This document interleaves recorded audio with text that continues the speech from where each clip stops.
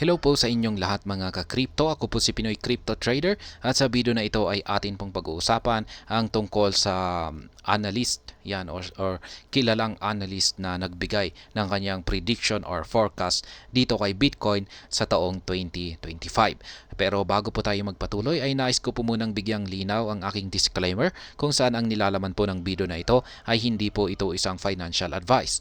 For education and information purposes lamang po ang layunin nito. Maliban po dito ay nais ko na rin pong magbigay babala na wala pong kahit anumang group chat ang Pinoy Crypto Trader. Yan, sabi dito ay as the Bitcoin halving approaches, investors predict a new high in 2025 following a cyclical pattern in the crypto market. Ayan. Palapit ng palapit ang Bitcoin halving. Ayan, ito po yung isang major event na inaabangan po lahat ng mga crypto investors. Hindi lamang po mga Bitcoin investors kasi yung Bitcoin halving na ito ay maaapektuhan po talaga ang lahat ng cryptocurrencies. Kaya ayan ay meron pong isang investor, yan, isang kilalang analyst dito ang nagbigay ng kanyang prediction na magkakaroon raw ng panibagong all-time high si Bitcoin dito sa taong 2025. Ayan, at yung naging basehan dito ay yung kanyang cyclical pattern na kanyang nakita dito sa market ni Bitcoin. Crypto influencer, the BTC therapist forecast, ayan, Bitcoin to hit over $300,000 in 2025. Ayan, ganyan po. Ito raw po yung pinakamataas na aakyatin ni Bitcoin, magiging $300,000 po sa taong 2025. Ayan. While blogger Crypto Rover predicts 110,420. Ayan, yan naman po ang prediction ni Crypto Rover. Despite bullish forecasts, some caution against high expectation due to regulatory pressure and potential market risk. Yan, maski ganito raw yung mga predictions ng mga kilalang analyst, mga bullish forecast, ay kailangan pa rin natin na mag-ingat dahil hanggang sa ngayon ay meron pa rin po tayong regulatory pressure, yung paghahabol ng SEC.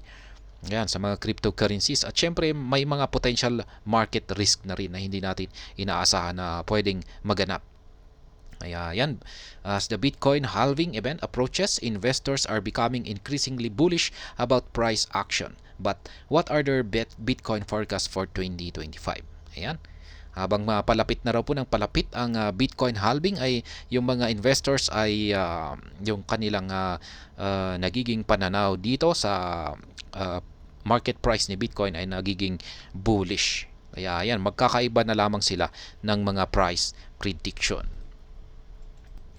Ayan po, analyst forecast Bitcoin to hit $300,000. Ayan, popular crypto influencer, the BTC therapist asked his subscribers to give a Bitcoin forecast for the next year after the halving. He believes that in 2025, ayan, taong 2025 po yan, BTC will cost more than $300,000. Ayan, napakataas po niyan. Ang laki po ng aakyatin ni Bitcoin kapag naabot niya ang ganitong presyo. He published his Bitcoin forecast and expected trajectory of the coin's exchange rate on X Twitter, calling on followers to share their opinion. Ayan, ano naman ang sarili mong opinion? Magagawa nga ba talaga ni Bitcoin na umakyat sa ganito kataas na presyo? Popular blogger Crypto Rover is confident that Bitcoin will cost $110,420 in 2025. Yan naman po ang prediction ni Crypto Rover. Medyo mas mababa siya. Yan. The majority supported the forecast of positive Bitcoin price action by 2025. However, there are different opinions within the community members. Ayan. Siyempre, may magkakaiba talaga ang opinion ng mga community. Yan. Many believe that cryptocurrency will be able to overcome the important psychological barrier of $100,000. Investors have been waiting for its breakthrough since 2021 when BTC recorded a new all-time high near 69,000. Yan po yung all-time high kasalukuyang all-time high ni Bitcoin, nasa $69,000.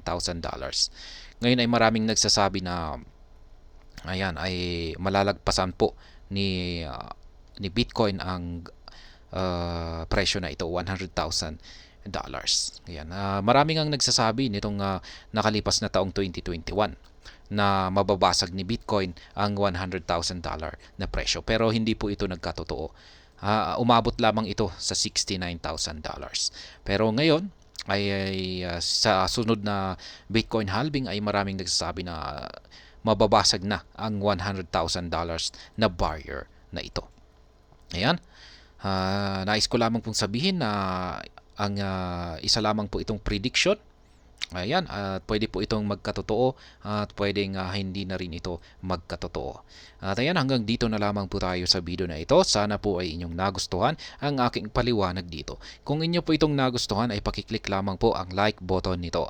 Para naman po sa mga bago lamang dito, kayo po ay aking inaanyayahan para mag-subscribe. Pakiclick na rin po ang bell icon nito dahil ito po ang siyang magsisilbing notification nito sa mga bago kong videos na akin pong ina-upload sa aking YouTube channel na ito.